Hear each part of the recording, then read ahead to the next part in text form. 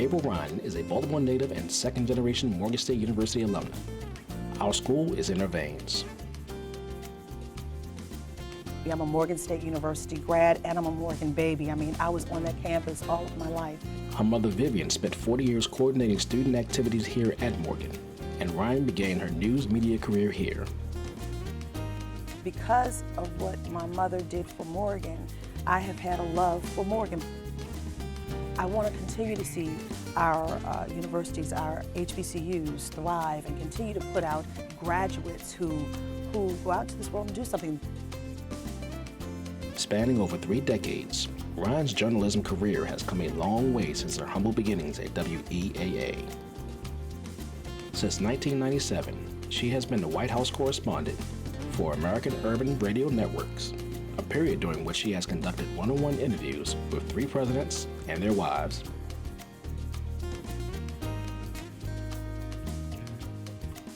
Various secretaries of state, and countless others. Through this celebrated career, Ryan has emerged as a preeminent thought leader on journalism, race, and politics in America. HBCUs are one of the single pieces of our community that makes middle-class Americans.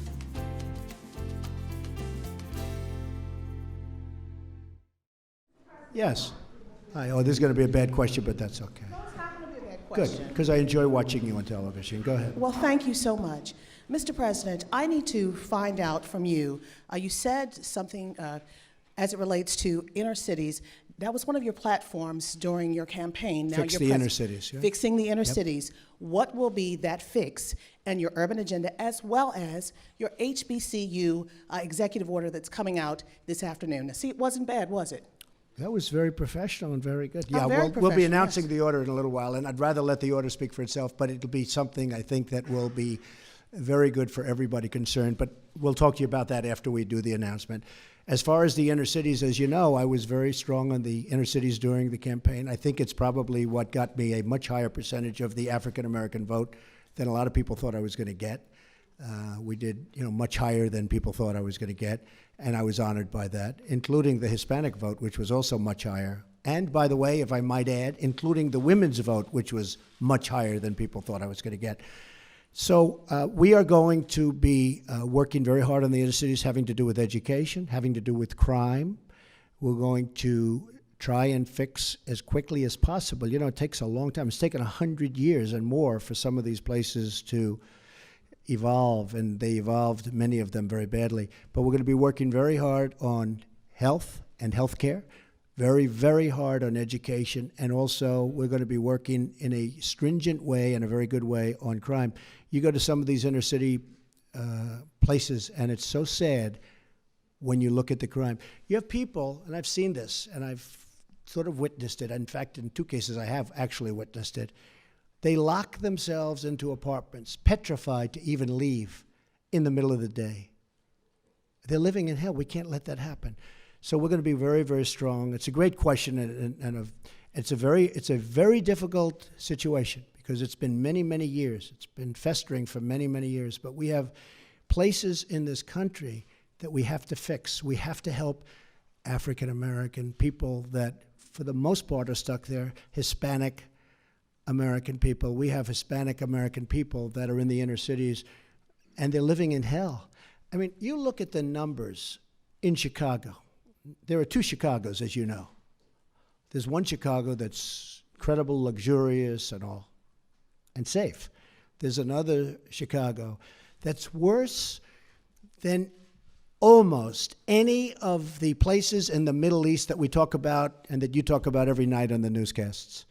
So we're going to do a lot of work on the inner cities. I have great people lined up to help with the inner cities. Well, when you say the inner cities, are you going to include the CBC, Mr. President, in your conversations with your urban agenda, your inner city agenda, as well as? Am I going to include? Are you going to include the Congressional Black Caucus and the Congressional Well, Hispanic I would. Caucus, I tell you what. Do you want to set up the meeting? Do you want to set up the meeting? No. Are they friends of yours? I'm just a reporter. No, set up the meeting. I know some of them, but I'm sure they're Let's go. watching Set up right a now. meeting. I would love to meet with the Black Caucus. I think it's great, the Congressional Black Caucus. I think it's great.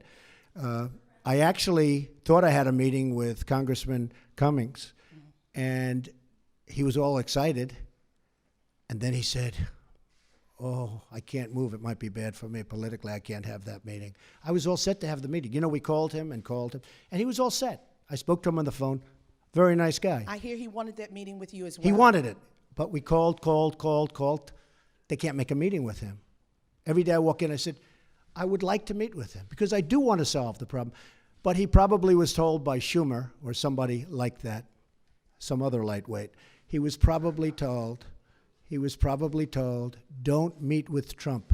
It's bad politics, and that's part of the problem in this country. Okay, one more.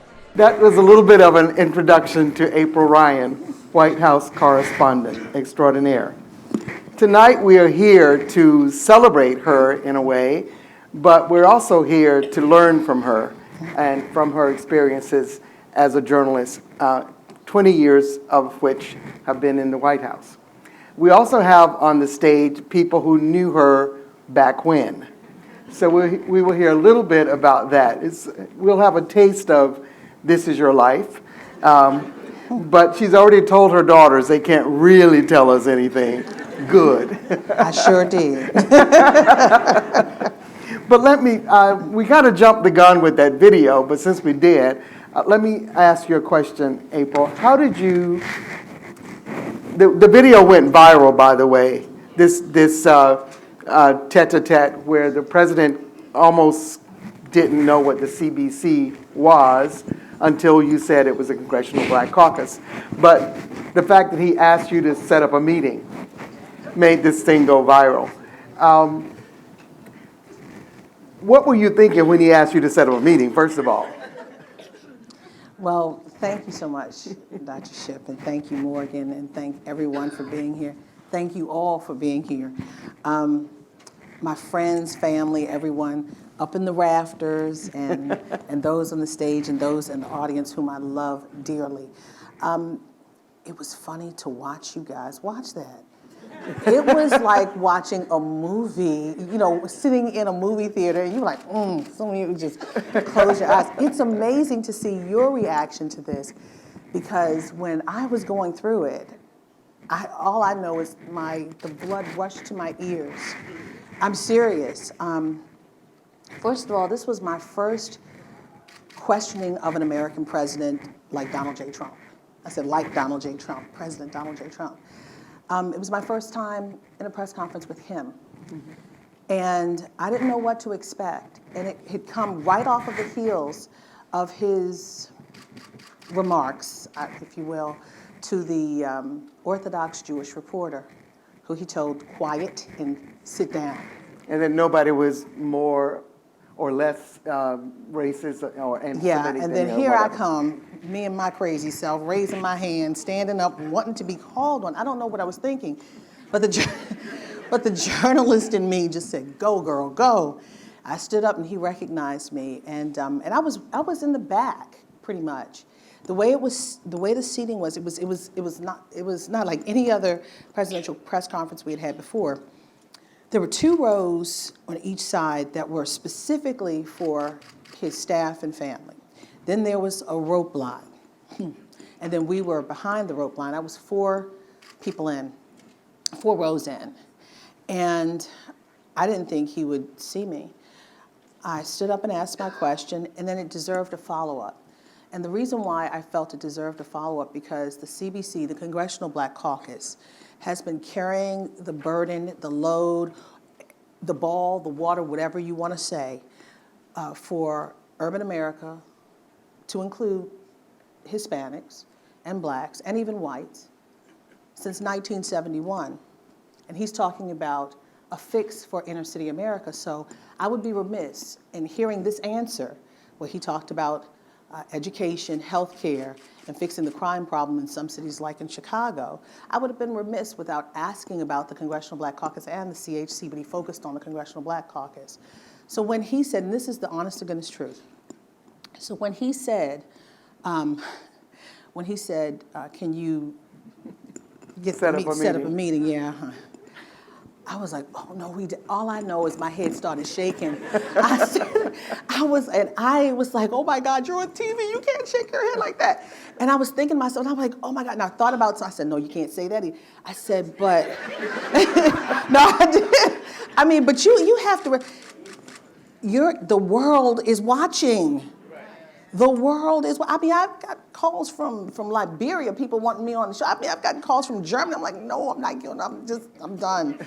So when that happened, all I could think about was, he put me in a bad situation. It's my integrity as a journalist. I didn't think about race at the time.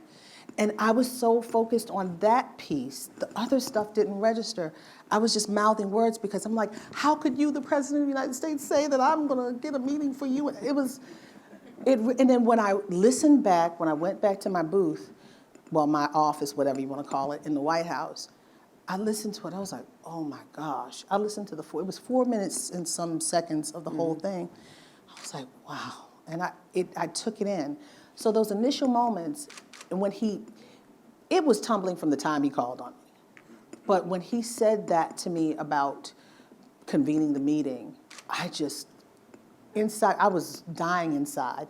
And all I was doing was mouthing the words. The racial piece did not come until after.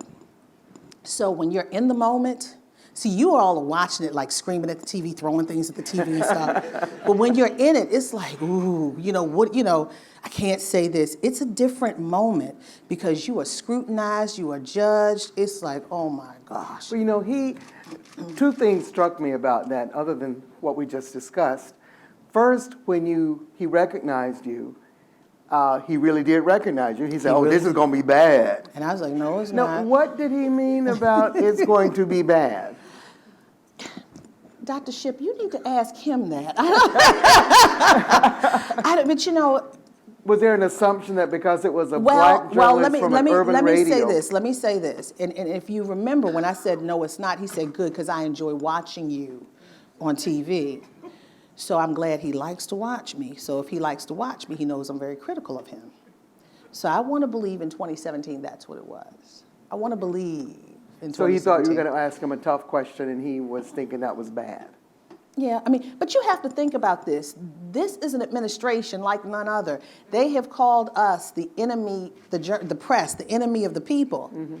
And so therefore, if I'm the enemy of the people, he doesn't want to hear it. But guess what? If we're the enemy of the people, when you can't find out what's going on, you come back and listen to the enemy of the people. You are actually watching the enemy of the people in the morning and tweeting about it.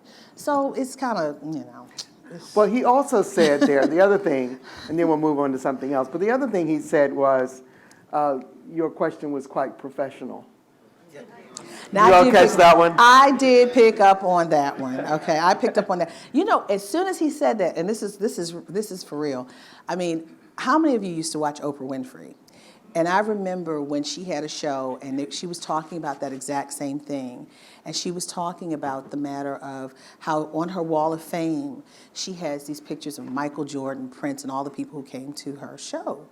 And they said, there are some people who came through and looked through the Hall of Fame, like some young white kids said, they're not black, they're mulatto, because they have risen to the levels of success. I'm like, And I thought that, for some strange reason, that hit me. It was professional. I thought that versus woman and black. But it was, I guess you would say it's black and woman when you think of that. But it just, people say it was condescending. But you did respond, I am professional. I sure did. I did not let that one go, did I? Black women have had a struggle with presidents over time. Yeah. And you know the story of Alice Donegan and the Associated Negro Press back in the 40s and 50s. She had tussles with Truman and very famously with Eisenhower, who refused to call upon her for years because she would ask civil rights questions. Yeah. It was only in 1961 when John F. Kennedy became president, at his first press conference, about 8 minutes into the press conference, he called on Alice Donegan. And she was able to ask a civil rights question about what was going on in Tennessee at the time. And that's interesting, Dr. Shipp, because when I came to the White House, and I thank God for Alice Donegan and for all the other black women who laid the groundwork for myself and Sonia Ross and Darlene Superville, Gwen Ifill, and so many, God, I miss her. And, Michelle Norris, Michelle McQueen, so many of us. And those that you don't know, But, it's interesting, you would think everything comes to that place, the White House, from war to peace and everything in between. And when I came to the White House in 1997, when I started asking questions, people thought I was militant because I was asking questions about race. So I just found it interesting, and but now I'm part of it. Race has always been, and in my first book, for those of you who've read it, I talked to President Clinton and former President Barack Obama for the book, and President Clinton said race is always on the radar, but the problem is that because it's not necessarily sexy, it doesn't make it to the A block of the news or above the fold in the newspaper until there's a crescendo moment. And what are those crescendo moments? Katrina, Freddie Gray, Michael Brown, Flint. It's unfortunate because there's always a story in our community. We are a community with the highest numbers of negatives in almost every category. It's not race baiting, it's fact. It's not conjecture, it's not myth. Baltimore is still home to you. Baltimore area is still home. Well, Baltimore area is still home. Your heart is still in Baltimore. My heart is here. And your heart is at Morgan. Yes. So I'm going to pivot a little bit. You see all these lovely people sitting up here. They're not just a choir. And some can sing. They knew April Ryan before she became the April Ryan we just saw on the screen. And I'm going to ask a few of them to comment. Now, two people have known her since she was a student. One person knew her in elementary school. Michelle Darby. At St. Matthew, that's Michelle. And one person knew her in high school at Seton. Yes. And then at Morgan for 2 years, you guys were here together. So, Michelle first. What was April like then that you still see coming through when you see her in an encounter with someone like President Trump? Well, first of all, I want to say that I'm honored to know April for over 40 years. Over 40 years. And, well, back when we were kids, we used to always say April was nosy. But it was newsy. Right. Well, now we see that it's paid off. It wasn't nosiness. How was she nosy? Oh, come on, Dr. Come on, how was she nosy? Give us just between you and me. Yeah, right. We could be sitting around talking, outside playing or whatever, and April's coming out behind us, and she'll run up behind. What y'all talking about? What's going on? What y'all doing? Who y'all talking about? Basic skills that we're teaching journalism students today. What's wins and why? That's right. Exactly. So it has paid off. Now, Olga, what can you tell us about Seton High School days? Well, April and I graduated from high school together, and then we went on to come here to Morgan. I came for a few years here before I stopped attending. One of the things that I can remember that April did put in the yearbook was her future plans was to be a successful model and a broadcaster, is how she worded it. And she wanted to give a huge contribution to society before her death. Did I say that? Yeah, she said that.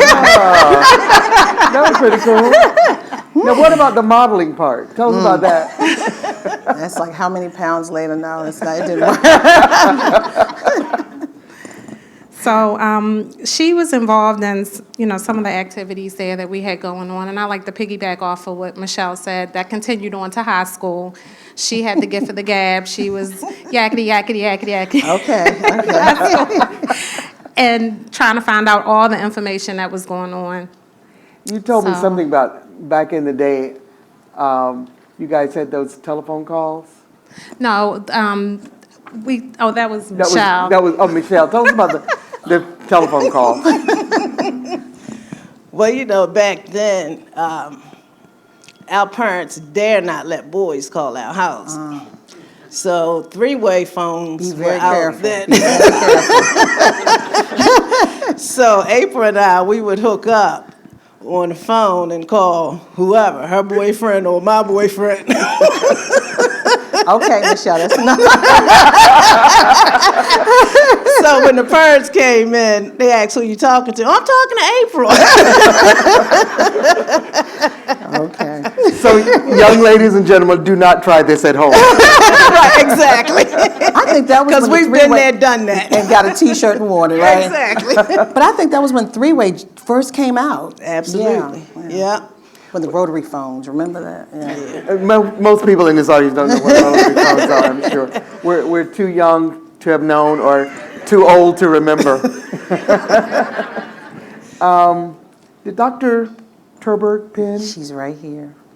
Do you want to speak? Yeah, okay, give her the microphone.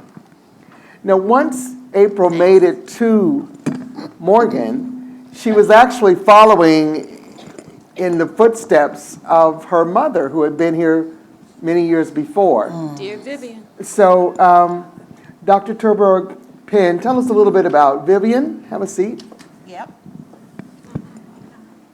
What do they say, the apple falls near the tree? Helpful, very nice person. We were buddies here, even though she was in administration and I was teaching. And we also had daughters. Mine was a little younger, and my daughter came here also. But it was nice to have somebody, a classy lady, who was nice, who was kind, and who looked out for the students, because she was in student activities. She looked out for the students, and that was significant. And this is something you do. Did you know that?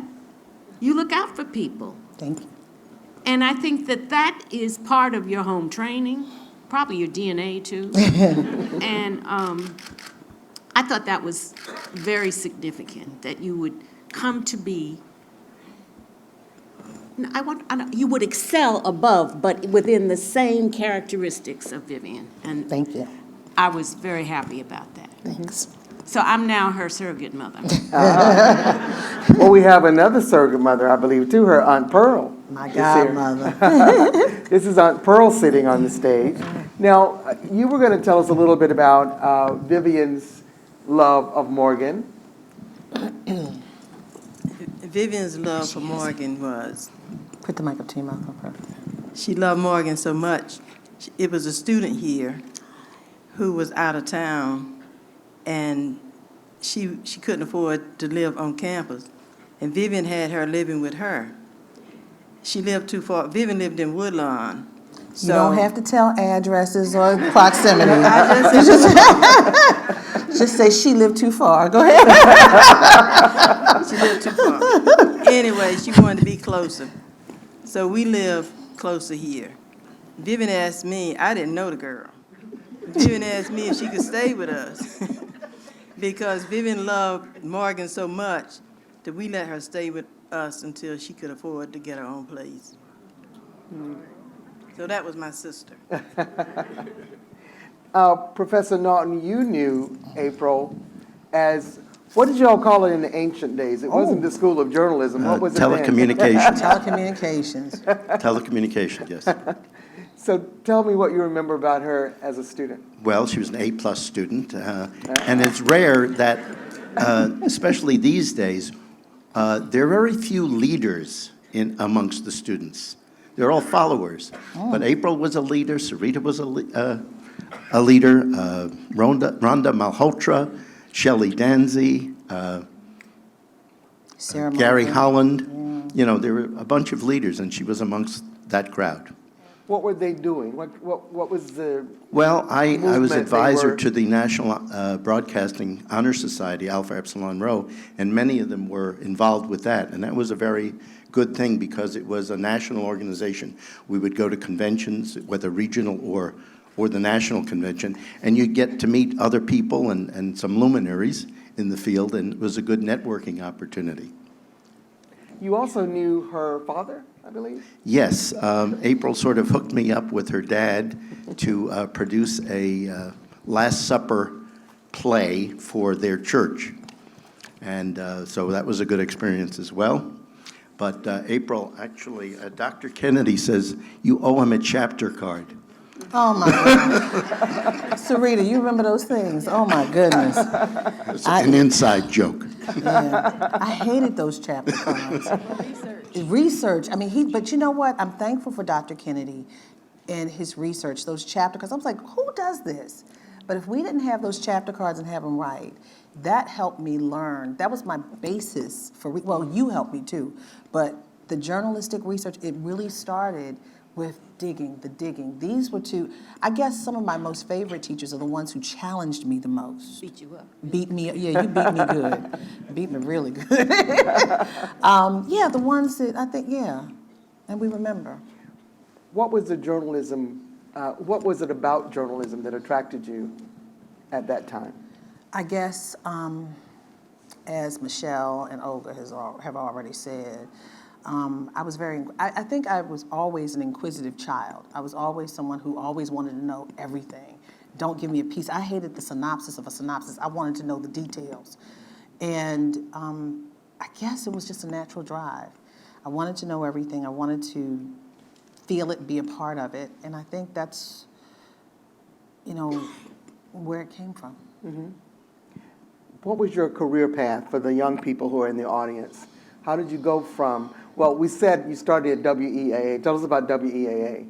Oh, well, and that's real. I really worked at WEAA. My freshman year, Kwesi Mfume was my first, my first program director at WEAA.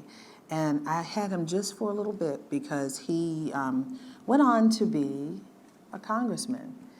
And he was my first program director, and he said, it was really rare to put a freshman on the air. This was 1985.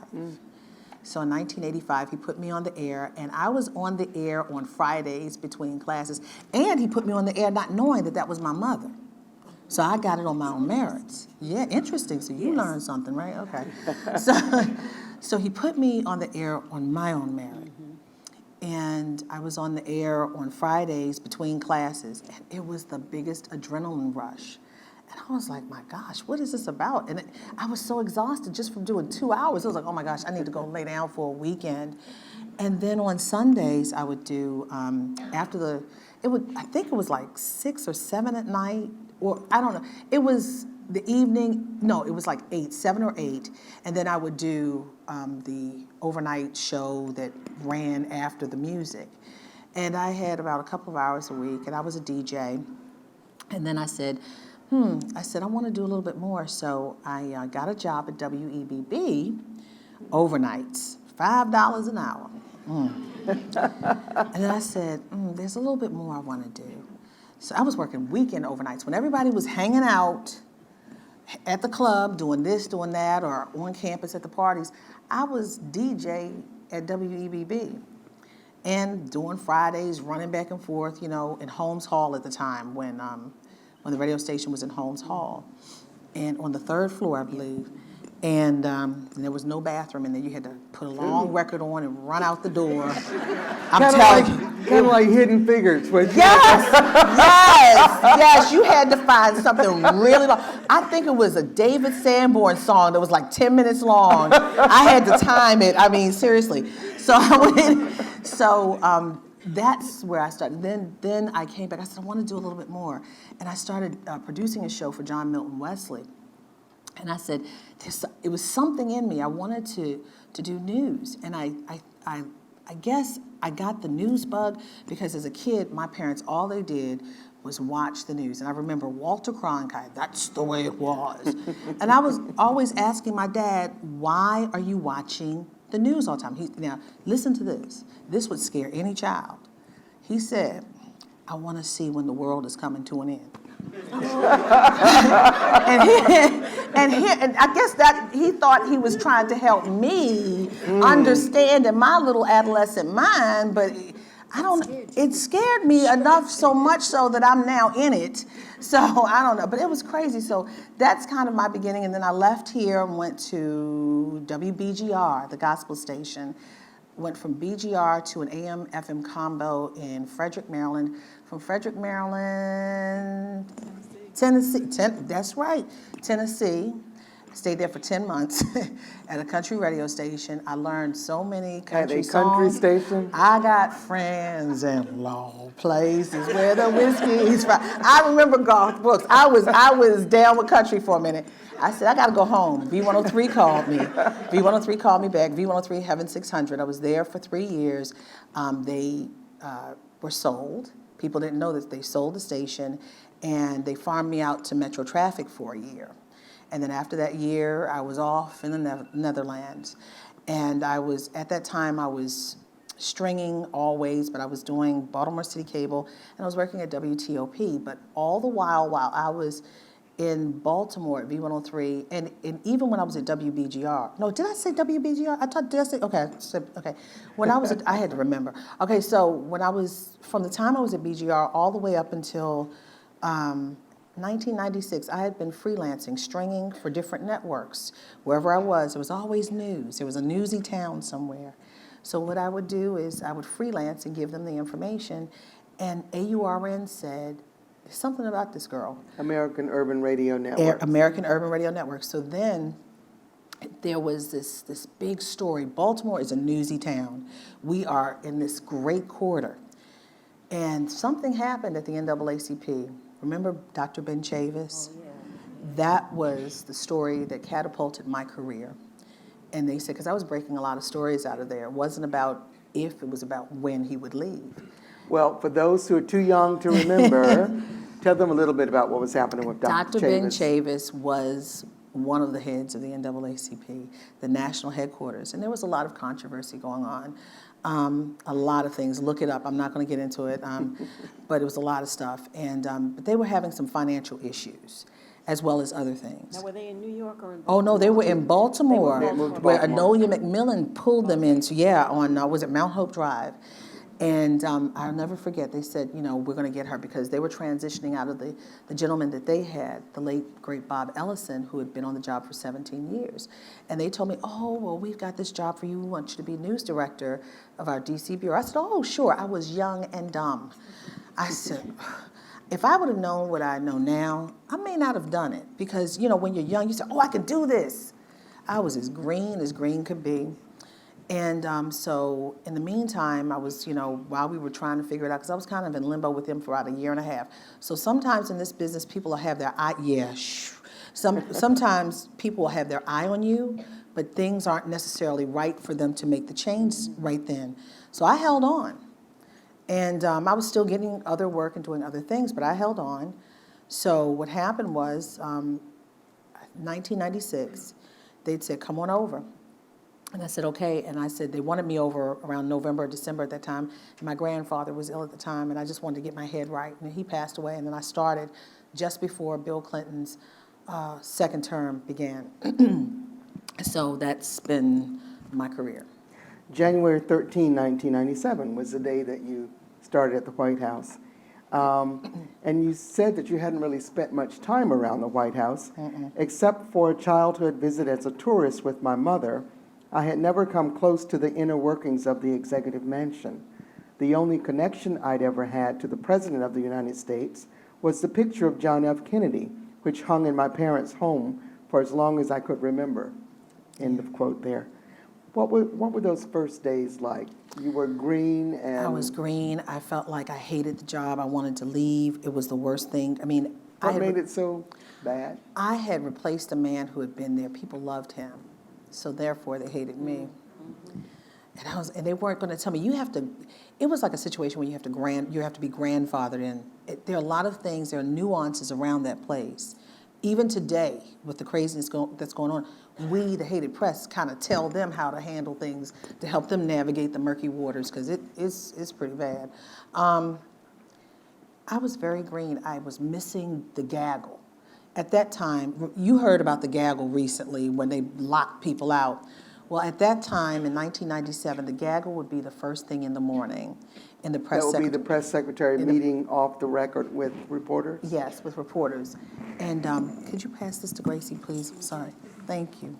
My child is here because she said she wanted to be here. She's got a little head cold, and she's coughing. It's okay, baby. So, in the morning, the gaggle would happen, and it would be a crush of press in that office. Upwards to like 70 people sometimes, and they would be hanging out the doors. I mean, we're not far from the Oval Office, you know, in the press secretary's office. So I didn't know about the gaggle. People would go and leave. I'm like, where did everybody go? Nobody told They you? didn't bother to tell me. And I'm like, okay. So one day I said, okay, I'm going to be nosy. And I started following behind them. I didn't know if I belonged or not, but I got up in there with my little badge. I said, okay, all right, I understand. So after a while, I started following the patterns and feeling the rhythms. And it's still a hard place to learn, because if you are not part of that clique and that group, you fall along the wayside. And like the wonderful Black reporters who came before many of us, they were at a time when white men talked to white men and the presidents were white men. And men talked to men. I mean, imagine when a president would go out fishing in the 1960s, a woman was not going to be on that trip. So how would you get your news? And I sure don't play golf, and I don't play basketball, and I don't want to go to Florida right now. So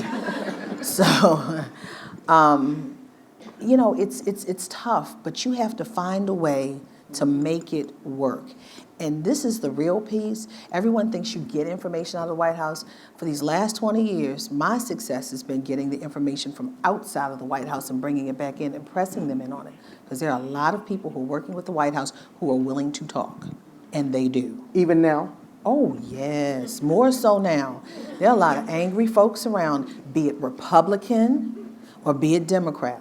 I'm telling you, there are a lot of angry people are talking. If you just listen to the wind, you hear a lot of voices.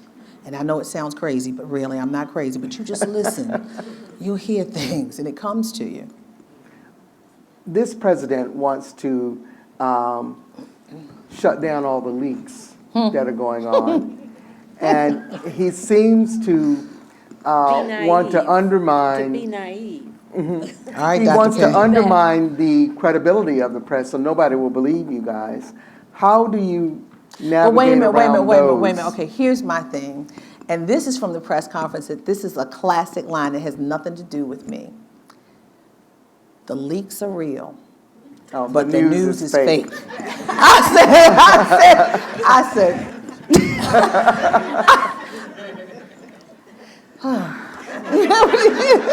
You know, your Aunt Pearl said she really wasn't going to tell us what she really was thinking because she might get in trouble. Oh no, she's been watching my kids for 14 years now, and she has heard a lot. I mean, I come home and I'll tell her, Aunt Pearl, guess what? Well, honey, you just pray. You just need to pray, honey. You need just. And she said to stay focused. Stay focused. Yes, that's her big thing. Stay focused. So sometimes, and she doesn't. I don't know if she really understands the magnitude. She's like, honey, and she'll just call certain ones spoiled brats, or this one. I'm like, Aunt Pearl, just calm down, but just hold on. But I tell you what, she's been my prayer warrior. When my mother was on her deathbed, my mother said, take care of April. And she's been doing it ever since. And she prays for me and puts me on those prayer lines all the time. She keeps you grounded. She does. Let me tell you something. I got a lot of family and friends who will tell me about myself. Like some of those in the room tonight. Yes, I remember you win. Speaking of your Aunt Pearl, I recently attended a lecture in New York, a lecture and a book signing by a guy named Adrian Miller, who's written a book called The President's Kitchen Cabinet, the story of the African Americans who have fed our first families, from the Washingtons to the Obamas. And he told us all these wonderful and funny stories. But he didn't know about your Aunt Pearl. Yeah. How many of you know Bill Clinton had soul food dinner? Raise your hands if you knew. Soul food dinner in 1999. And guess who cooked it? Guess who cooked it? Raise your hand. Raise your hand, yeah.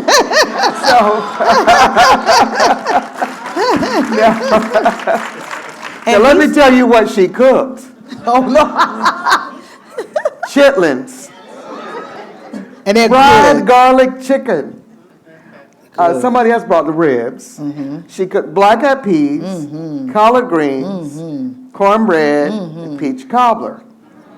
Now, were y'all trying to kill the man? Well, let me say this. Anytime Bill Clinton sees me, the first thing he says out of his mouth, remember that soul food dinner? I'm telling you, it really resonated. And we talked about it in the book. And he'll say, you know, remember that soul food dinner? I'm like, why does he always say that? He's Southern. Yeah, no.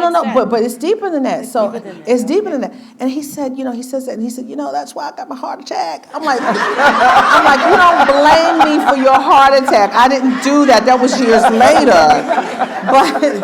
But the president, you know, to his credit, he was very honest in my first book that you've read from. I was going to ask you about that. Yeah. At that meal, you all had a more candid conversation about race and all of that. So I wanted to actually get to that point. You observed four presidents, I guess, with Trump.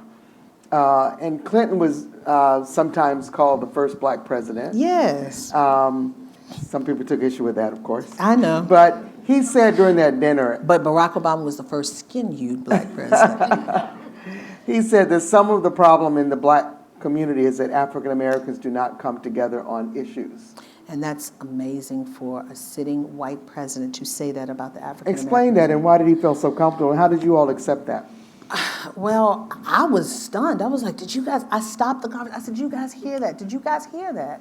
Because that was amazing for me for a U.S. president. Now, make pretend I'm Bill Clinton and you're me. That's how we were. And I stopped the conversation. I said, did you hear that? Because that really spoke volumes to me. But he knew what he was talking about, didn't he? He knew what he was talking about, but it's the truth. I know. But see, the reason why, the impetus for that statement was the fact that go back to the Clinton era, second term, when he was talking about the racial divide and trying to heal the racial divide. But that racial divide conversation was overshadowed by a lot of things, but it was also overshadowed by the conversation about reparations and an apology for slavery. You guys remember that? Mm-hmm. Yeah. So it was a big brouhaha about that. The blacks that worked in the White House, it was a back and forth. Some said yes, some said no. He went to the Congressional Black Caucus. Some said yes, some said no. He went to the black leaders. Some said yes, some said no. Some said, oh, the reparations should come in the form of education. Oh, the reparations should come this way. You know, so every community pretty much has received an apology for something. But people don't want to acknowledge what has happened to the black community generation after generation. And there is a link. Go to the new Smithsonian African American Museum of History and Culture. You go through a ramp because there's a link. The ramp from slavery to Jim Crow to civil rights. Who's been to the museum? Yeah. You will cry. Have you been there more than once? I've been there more than once, and Who's I been still there haven't 5 seen times? it all. I haven't seen it all. It takes you have to be there many times. And this president went, I got to give him credit, he took an hour and a half. He needs to go back because I know that was an expedited tour because you cannot make, and I don't care, he didn't stop by the food place either, I know that, but he, you know, it was fast, but no, by the way, the food place, oh, you're going to love that. Food place is good, yeah. Sweet Home. Put your mic. You're going to love the food place. Yeah, the food place, yeah, it is wonderful. So, so he was talking about that, and we were trying, at that time, he could not come up with a resolution on this issue, the black-white issue. There's so many different racial dynamics in this country, but you have the first racial dynamic is the Native American dynamic, and then you have our dynamic. And the problem is, they couldn't come up with an answer, so he wanted to talk to us, people that he respected, that he worked with, and he talked to us. We had this off-the-record evening. And then I asked him for the book. I said, Mr. President, why did you do this? And it was so telling. And this is on an aside as to why the conversation, why this, why that. We never got an apology for slavery because we did not come together. Imagine if we came together. What kind of blow? And then if there was an apology, what would reparations look like? Because it couldn't just be him saying the words, I'm sorry. Yeah, because once you do that, it starts the ball to rolling, the reparation issue. So he said, I said, why? And that was historic for a sitting U.S. president to have dinner, soul food dinner, and eat what he ate on one fork. You know, he was still sneaking getting food like that after the heart attack. I know. There's a place called Rack and Soul that I saw them once when I was going to get some takeout. They was packing a bag Stop of food telling to his take care. business. Stop telling to his take business. care on 125th Street. Y'all are telling too many people's business up in here tonight. So no, but I asked him, you know, for the book, I said, why did you do this, Mr. President? He said, you know, because I like the people and it felt like home to me. He said, you'd be surprised when you become a president how many people invite you to something. And my heart broke for him at that time. You know, you reach the highest office in the land and you're alone. That was a fun night, though, I'm going to tell you. That was a civil night, and the level of civility in Washington seems to have changed dramatically since then. And we were able to talk. We were able to talk civilly. We heard from him. If you talk to former President Bill Clinton now, it's a monologue. You just sit and listen. And then after he finishes talking for about 5, 10, 15 minutes, that's when you start talking, you ask him questions. But we listened to him and he listened to us. It was an exchange. And it was civil. It was a civil discourse. I mean, we may not have agreed, but there were poignant moments to be had that night.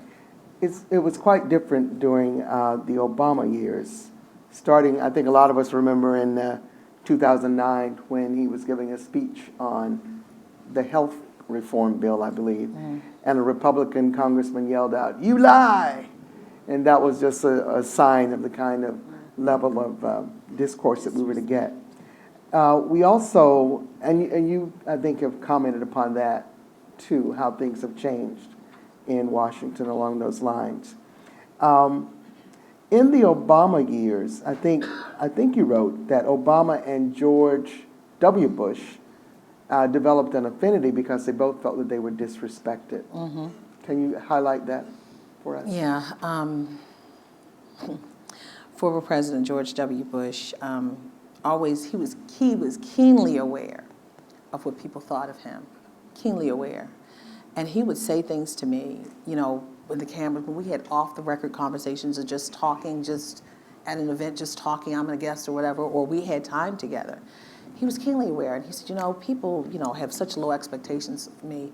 And he played on that, because anything he did, you couldn't believe it, because you thought he wasn't, you know, where he was. And I blame some of that on him, on his behavior and his actions. You know, he was not ready for prime time, but now he feels very loose and easy. Yeah, he's the person that you see now. I saw that person, but the problem was, I believe he had to deal with Republican ideologies. He had to be under the constraints of certain people and his administration. And I believe that he was disrespected because of that, but I believe a lot of things happened because of other people, other things around him, not necessarily, I don't believe a lot of this was necessarily him. I believe he was guided by Dick Cheney, Rumsfeld, and others, and the Republican Party. I mean, at the end of the day, the buck stops with him. I was going to say. No, at the end of the day, but I mean, looking at what I knew of him and saw of him, but I'm going to tell you, one thing that really points to what I'm saying, and I see it more so clearly now, and it's evidenced itself because people are talking about it, was the fact that when this president, well, this former President Barack Obama, it's just been a month and a half, and and it's real though. The former President Barack Obama, when he became president, he stepped back and said, I'm going to give him space, because he knew that he was behind the curve. He knew that being a black man going into that White House was going to be hell on wheels for him. He knew it. And he stayed back. But now you see him talking about this president. He respected, he knew it. He knew it. And this president, not this president, former President Barack Obama, I know, it's been a month and a half. Former President Barack Obama, you know, he always had hope for a better day, and he wanted to believe, and he really intrinsically in his heart believes that people are better, but he knew that there was an element out there who disrespected him. He knew that. I mean, you still have people today saying, oh, if only he was born of a white woman. I said, what? The man was born of a white woman. He's like, oh, no, it's not, I mean. The first thing you see is his skin color. You totally forget his white parentage on one side. He was raised by white people. So it's just interesting, the dynamic. The disrespect for George W. Bush is because, he's at Yale and got a C, and he's like, And then Barack Obama is this stately man who, for all intents and purposes, if it were not for his color, would be considered one of the greatest presidents in this nation. He's disrespected because of his color. And I'm going to give you an example. At Mama's Knee, Congressman James Clyburn said,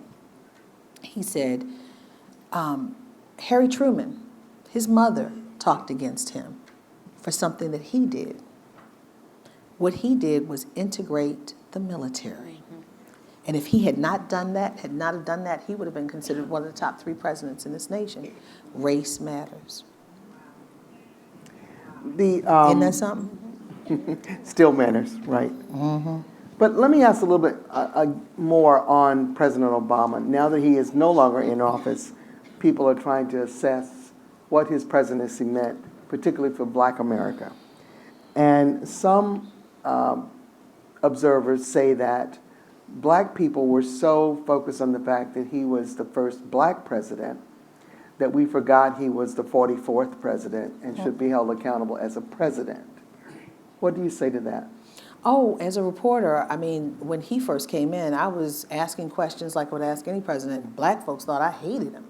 I didn't hate him. I was just asking questions. And people are like, you better be careful because he's up there with Jesus for Black people. I'm like, but I still have a job to do.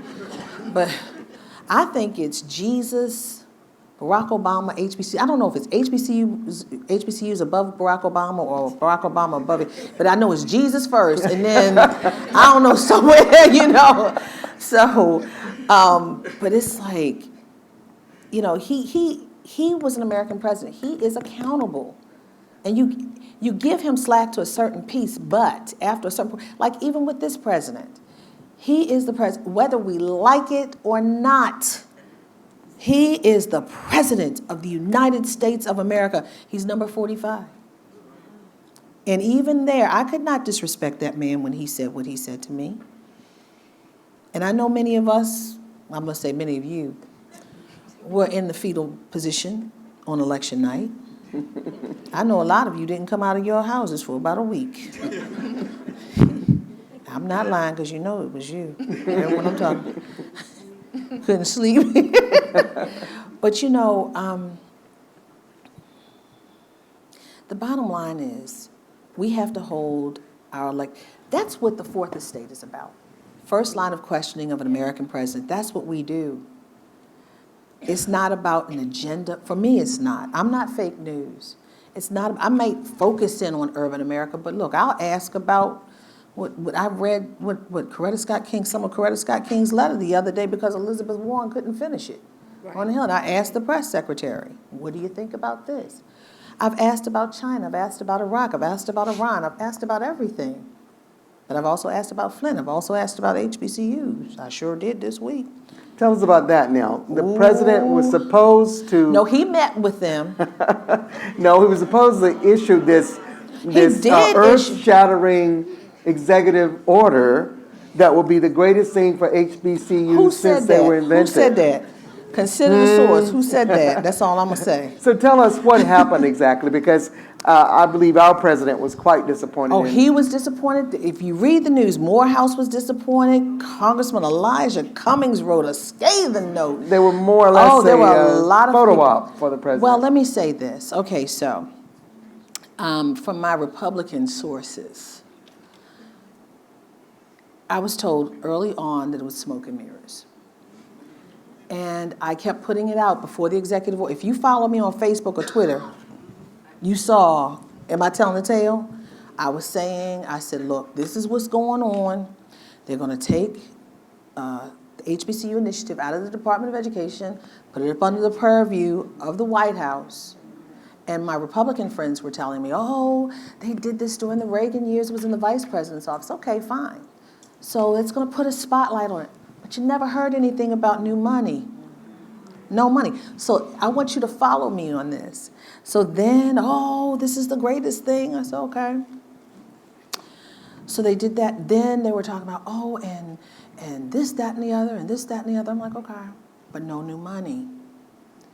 But the presidents, when I started getting word that there was this draft of an executive order going around by NAFIO, I wanted to see the draft, and many board members. And this is the thing, people thought I was getting the information being fed from Morgan. President Wilson and everyone else make sure that when it comes to that kind of stuff, they stay clear. And I stay clear because I don't want them to be perceived to get compromised. But unfortunately, because I am a graduate and everyone knows I graduated from Morgan, it's assumed that but I didn't get it from, because I called him and said, did you hear about this? So he's like, no, let me check into it. He may have known, he was just trying to cover, I don't know. But I was getting stuff from board members from other schools around the nation. Board members, other presidents. And they were telling me, yeah, it's gonna be this, and so-and-so's gonna be in charge. I was like, oh, really? So what happened? The president said, we don't wanna go in here for a photo op. We want something to happen because HBCUs are hurting financially. Parent Plus loans, what happened last year or during the end of the Obama administration, if there's any blemish on a parent's credit, you do not have money to send your child to college. Any blemish. So a lot of HBCUs lost money and students. This is not a joke, this is real. So, and being someone who grew up on Morgan's campus, a Morgan baby, being someone whose mother toiled here, being a second generation graduate, and my brother's a graduate of Morgan, and my friends are graduates of Morgan, I said, okay, let me see. This was real news, but it was personal too. So I found out, okay, this is what's gonna happen. And they were trying to fly it up under the White House. I said, okay, and what's the president gonna do? No new money, no new money. But what they were going to do, instead of new money, they were going to take or harness, as they say, their resources from every agency and target it. And I remember during the George W. Bush years that HUD gave money to the engineering department for infrastructure. And they were going back to stuff like that, finding places, and they specifically said the Department of Defense. They're going to find money for the Department of Defense for ROTC. ROTC. Now listen to this. So we're going to do that. They kept specifically saying ROTC and DOD. Now think of this. This president has a budget that he's getting ready to. He has a skinny budget. He's talking about the skinny budget. He wants to bolster the U.S. military, put all this money in the military, and then cut spending, domestically. So where's HBCUs? So, the game, we see the game. They can say, oh, we put the line item in, and then the Democrats cut it. But ultimately, the president is cutting the budget. He said it. So it's the okie doke. So what should people do now that we know this is the okie doke? Speak out. Because they are hearing it. Because I'm telling you, I think The Root did an article. The president of Morehouse said today, we got played. Yes, he did. Look for it, theroot.com. So, and a lot of these presidents are speaking out about it, and that's what needs to happen, because it's way past time for these photo ops. And then when I was standing there, and the crazy thing about it is, they had NAFIO, they had the United Negro College Tell them Fund. what NAFIO is, by the way. What's NAFIO? What's the acronym for NAFIO? It's an organization that oversees many of the HBCUs in this nation. We have 105, 106, depending upon who you talk to. It's about 105 people. I've heard 104, 105. It's kind of a lobbying organization. Yes, a lobbying organization on behalf of many of the HBCUs. Then you also have this thing called the Thurgood Marshall Fund. That's a lobbying organization. And UNCF. And then you have UNCF. Remember that? The mind is a terrible thing to waste. But Bush said something else. It's a terrible thing to lose your mind. He did. So the problem is, and the poor United Negro College Fund is not in, they're in the triad, but guess what? They are on the fringe. It's NAFIO and Thurgood Marshall Fund, but the Thurgood Marshall Fund is really the one that's stepping out. So at Stakeout is a place where they come to the Bank of Reporters. right after they leave the White House. So I'm standing there, all of them are speaking, and the head of the Thurgood Marshall Fund, this is the greatest day in history. I'm like, what? And then he takes his pen and gives it to Nafi. This is the pen that the president signed. I was like, what? And then so he said, we've got the promise of. I was like, well, since you're talking about you need an investment and a promise, what is it? They walked off, would not answer a question. He was tripping though, wasn't he, before he walked off? You put that to your mouth, because I didn't say that. Because she said before he walked off, he was tripping, right? What? He was tripping. But there was no new money. They made us believe it was going to be this grand thing, and people were very upset. So now they're saying it's like kicking the can down the road. Well, look for the budget year. You look for the budget and watch it get slashed. So it's just, and now they're trying to figure out who's going to be over top of it at the White House. Again, going back to what I said, as African Americans, as people who are part of this nation, the fabric of this great nation, we still have ills in this country. And we cover you. What you feel, that's what we cover. So if you're upset, I mean, I will never get my mind off of the fact when that video was playing how you guys reacted. It was amazing. So what you do, we see. What you do, we see. Would it have been different if Hillary Clinton had won? Ooh. What Do you would have think been so? different? I think so. What would have been different? Okay.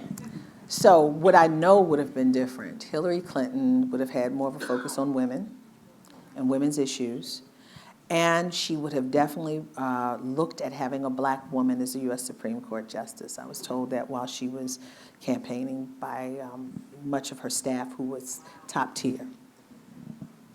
Because there was a really big outcry with President Obama at the time for not putting a black woman in that last justice he had a chance to. But you know, Merrick Garland, poor Merrick Garland. Yeah. What's so poor about him? He was knocking on doors and no one wanted to answer.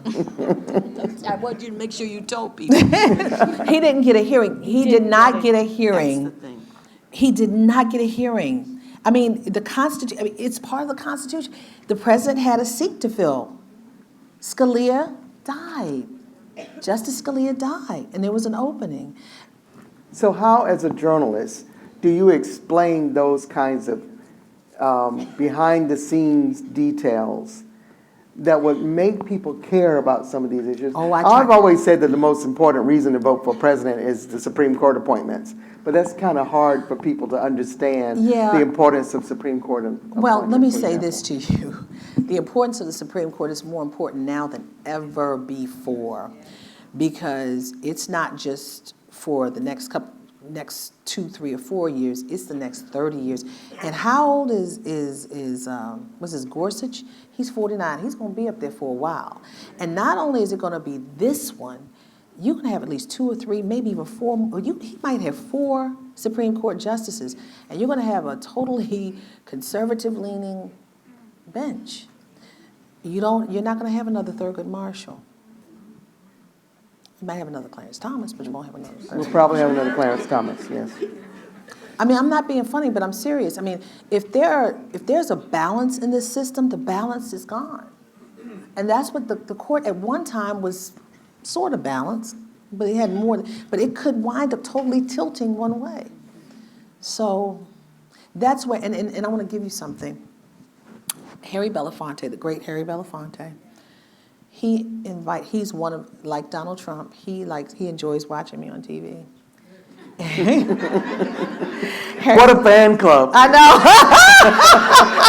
Harry Belafonte said, come to my home. I was like, really? Oh, let's have dinner. I was like, oh my God, Harry Belafonte, yo, I know.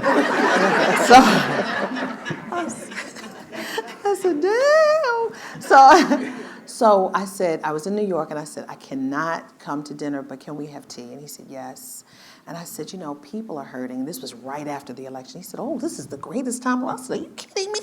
I thought something was wrong. He said, no.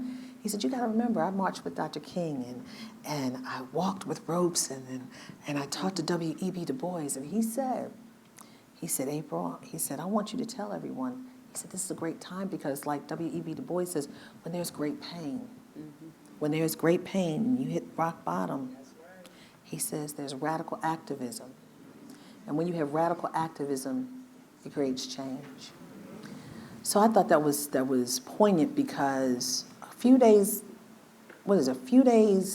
yeah, it was right after the election, because a few days later, the day after inauguration, we started watching the news and saw a couple women walking around in D.C. and in New York and in London and in Lansing. They were walking and they made some news. Just a couple women. I don't know if... Couple women. Couple of them. And it's still going on. It's still going on. It's hard to see where that's going, though, because the women who were part of that women's march were there for so many different reasons, and some of them didn't trust other women because they hadn't supported their issues in the past. But you know what? I hear you. But the problem is the fact that with us versus some other groups, maybe some people in, well, let's say our community, we don't have the resources to continue to be persistent and consistent. History has shown us that. But, you know, when the civil rights marches were marching, they would use the homes of the Southern mothers, slept on pallets and ate food from the garden, the butter beans and the potatoes and the tomatoes and the tomatoes or whatever you want to call them. But here, we are in a different time. It's about resources, whereas you have other groups that get funding from the Heritage Foundation or the Koch brothers. That is an unlimited stream of money. And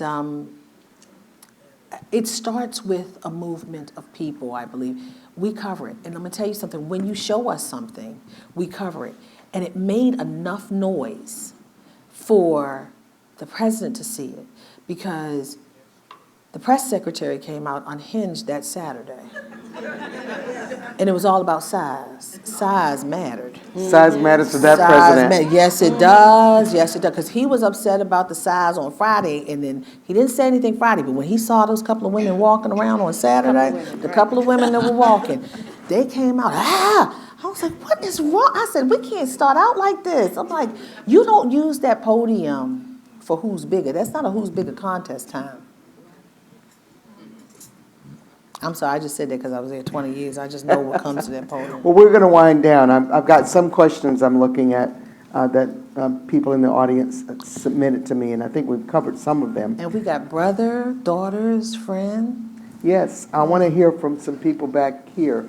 What would you want to ask April about how she's handling her job today? You looking at me or somebody else? In the back. Oh, Sarita. Sarita. April and I talk often, and sometimes I call April, and she's like, girl, don't talk about that on my phone. Don't say that on my phone. I do. Because you never know. I know. I was taped in the White House the other day, but we're not going to get into that. We're told there's a dossier being kept. Oh, well, And not only the dossier, I was told that I'm taking money from Hillary Clinton. Right. Well, but that shows that I'm doing my job. I was going to say that probably That does. shows I'm doing my job, because if they are that concerned about me to smear my name and to try to cut my head off and put it on a platter to hand it to the 45th president, I must be doing a heck of a job. So that's so a tell badge us, of honor. clarify, I'll come back to you in a minute. Clarify for me the Omarosa thing. She says, so we'll sort of wind down on a TMZ moment. So she says, I'm credible news. I don't deal with that. You were going to be in her wedding, but now you guys are no longer BFFs? Aunt Pearl, how should I handle this? Well, let me say this. Okay. And I don't talk about it because I don't like talking about it. But we were very good friends. I love my friends. I'll do anything for my friends. Anybody call me, I'll do anything. But we were friends. You know, I'd be here, I'd be there, she'd be there, and we'd hang out. We've known each other for 20 years, since the Clinton years. And when I went to the White House, she was the one calling me for Vice President Al Gore. That was when she was working in the Democratic White House under Bill Clinton. That's real, this fact. So, you know, she left the White House. And, you know, I stayed at the White House, and we've been friends over the years. But in October, things went awry. Well, that I know about. I mean, it could have gone awry before, but when I found out things went awry was when I received emails. And that piece is known publicly. And then, you know, I kept it. I even came home and told my aunt. But even before that, during the summer, she had asked me to be in her wedding. And after that, I was like, I can't. And then things just went awry. I wish her well.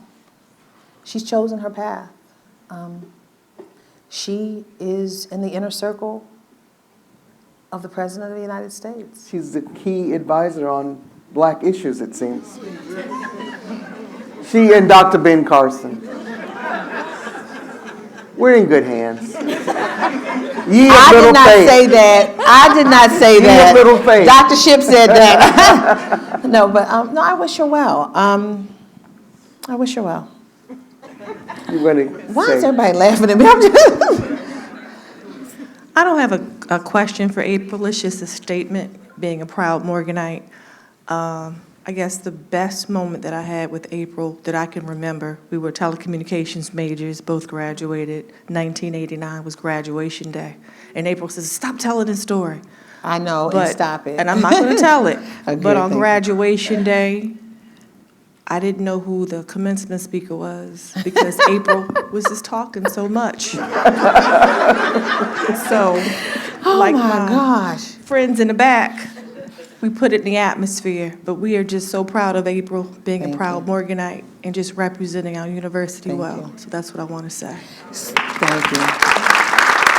Also that day, someone was stung by a bee. I don't know, while we were sitting on the grass, someone was stung by a bee. You remember that? Yes, yes. Because it was a big moment, because somebody was stung by a bee. You know, faculty were up front, and you could Microphone. tell. Faculty were up front, we got the news. You remember that, when somebody was stung? Someone was stung by a bee. I remember that. So I those might are the have talked highlights that of I did graduation. that. We don't know who spoke. On the field. Somebody was stung by a bee. On the field. Well, I asked your older daughter, Ryan, if she would say something. Do you feel like you want to say something tonight? Have you been inspired by your mother when you see her on television asking the president questions? I heard that you're a writer yourself. Do you think you want to do what she's doing? I mean, I'm kind of shy and timid, so I probably wouldn't be able to do anything that she does. But I'm really proud of her, and she's one of the greatest role models I have.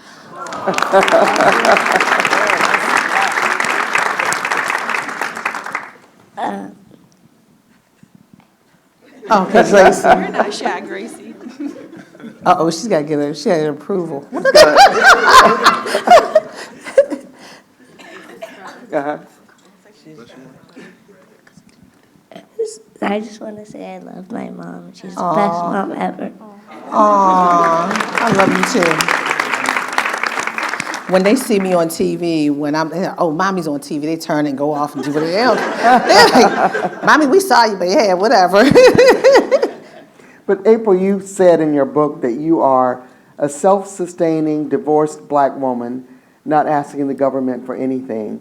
And you talk a lot about the challenges of being a single mother and having this kind of career. Some people in the audience have asked, how do you actually balance those things? I'm blessed. There was, I don't know what happened. I do. I have friends, I have family. I can pick up the phone. I have a team, April, you know. Something happened. Sarita, I said, Sarita, can you get the girls? Got him. Had him. And I got home and I got him. This one.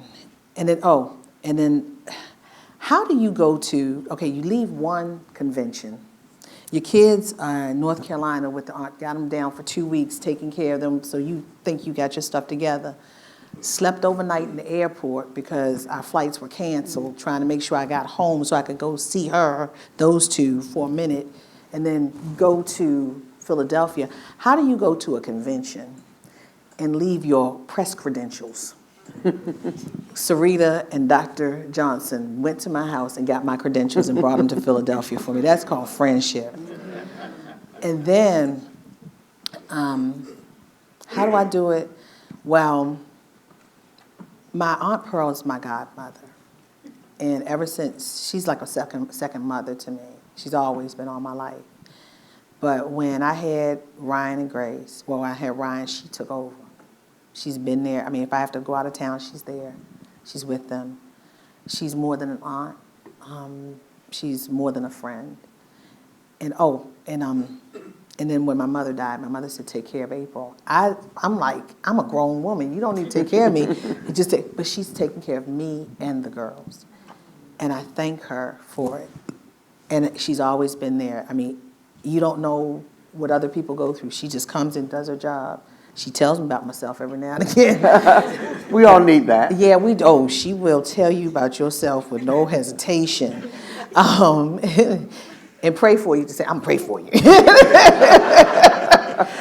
And I thank God for her. And then I have a cousin that's, I don't know why she's sitting way up high. Yes, I'm calling you out.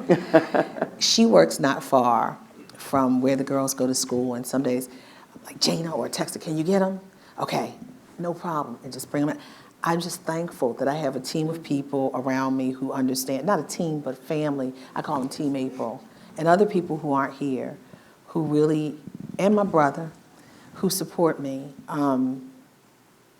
Because if it weren't for them, I could not do what I do in a whole nother city, burning up 100 miles a day on my vehicle and take care of my children and still be an engaged parent at the school, dancing with other parents at the, the hold down at the school and all.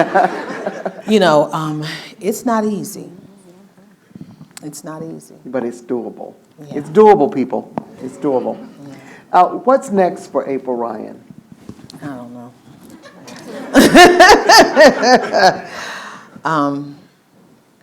Trying to figure out the next couple of days because I got to go to Milwaukee. I got a day trip in Milwaukee Sunday.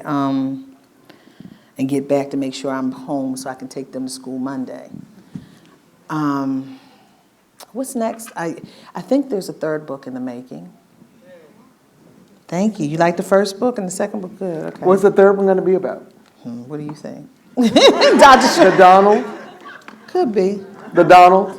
Something like that. I think it deserves a conversation, a written conversation. Or maybe a dinner with my favorite fans, Donald Trump and Harry Belafonte.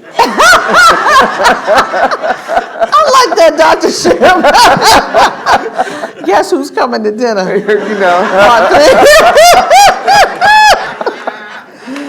So let's end with some final words to the students in the audience. And my brother. Oh, yeah. I forgot your brother wants to speak. Yeah. So Robert Jr. Yes. Right. Yes.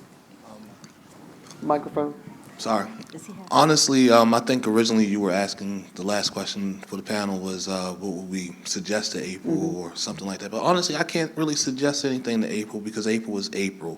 From a young child, I've seen my sister. I've seen my sister as she has the personality of both her parents.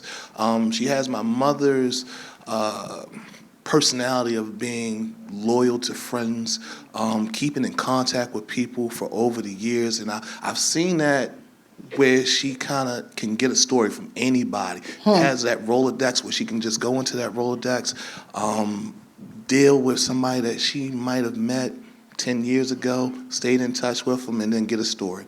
And then our father has a fiery personality, and she has that fiery personality where she's not afraid to kind of just jump in, dig in, and go after what she wants to go after. And so I say that she just has that her own way of doing things, and I've always enjoyed that about her. Every now and again, I have to get on her. Every now and again, when she gives that April Ryan side eye, because our family expresses ourselves, we can't help it. And I'm like, April, you were on TV with that side eye. You might need to stop that for a second. And I'm like, send me the side eye picture. Send me the side eye picture. I'm like, oh boy. But other than that, I love my sister. She does a good job. I'm very proud of her. Well, you mentioned And he is a great businessman. He's like, you need to do this, you need to do that. I said, where am I gonna find the time to do this? He always said, you need to do a podcast. I'm like, Robbie, do you realize what I have to do every day? But I always push you. I know push you do, and I thank you, and I push you too. I do. Well, you mentioned that April keeps in contact with people, and I was going to bring that up. Michelle and Ogle, you said that you guys get together at least every 3 months, and you guys have been knowing each other for forever. I don't know anybody that long. I think I know my cats longer than I've known anybody else. Oh my God. But I can't think of anybody I'd be hanging out with. What do you all do? Go out to restaurants.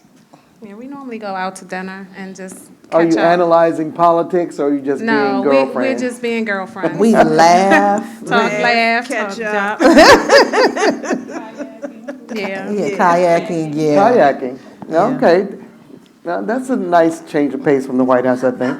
Yeah, I want to do different things. I'm going to tell you this. My office, okay, everyone here I think is old enough to remember a phone booth, right? My office is the size of We've seen pictures of them. 2 phone booths. No, they know what phone booths are. They used to put those quarters in and dial. My office is the size of 2 phone booths put together. Claustrophobics need not apply. And I just want to bust out sometimes, just do something. Because it's a lot, it's tight, it's a lot, but that is prime real estate. To have an office in the West Wing of the White House, 1600 Pennsylvania Avenue, 150 feet from the Oval Office. At least for now, having an office. Oh, no, in no, the no, no, West no. Wing. I have an office that will be there. It is not going anywhere, trust me.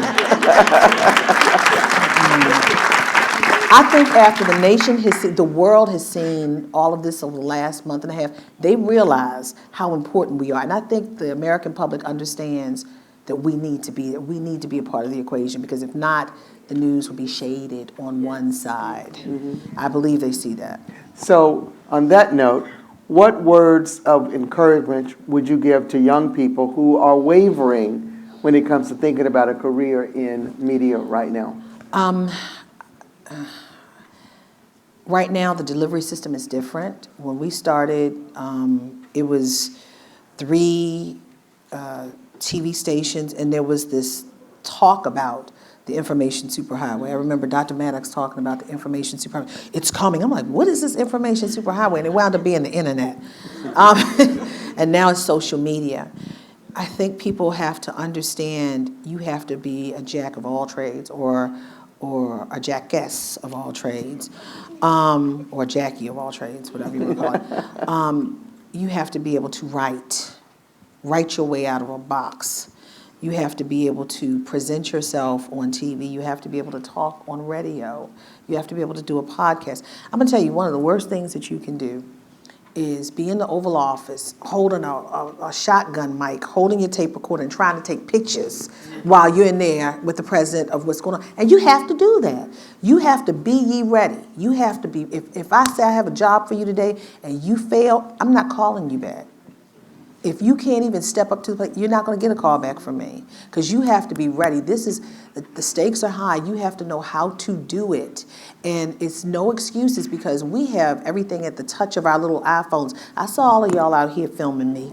And You're probably already up on Facebook, I know, Twitter, live Snapchat. stream. But that's fine. I didn't say anything for somebody to beat me up. That's all right. But if they do, I have a shoe. So anyway, but no, I mean, we have to know how to go into the notes and get the memo or whatever, listen and do an interview right away, send it out, convert it, and make it newsworthy, impacting stuff. Don't add stuff to it that's not real and not there. That's the worst thing that you could do. Don't add stuff. If you have a good interview, there are impacting statements, and tell the story right. We got a lot depending on it. And I put this to our budding journalists and the citizen journalists out there, people who think that they are journalists now and the citizen journalists, because there's a lot of sites out there, and I'm going to tell everyone this. When you go on, and Facebook is infamous for this now, you go on Facebook, you see all these crazy leads of stories. It's like, oh, where did this come from? And you look and say, oh, I don't know that. I won't even go on it. Look for credible news sites and then go on the link, because there's a lot of fake. The president's right about it. There's a lot of fake news out here. And you have to figure out if you're going to be a consumer of the fake or the real. And the line between news and opinion has been obscured now. The onus is more so on you now to figure out what's real, what's true, and what's not opinion. So That's a good ad, Professor Summers, you would say this for media literacy class that we give, COM 203. Anyway, I thank everybody for being here tonight. I hope you got something from this conversation that will be beneficial, but also some fun stories you got from April tonight too. So thank you very much for being here.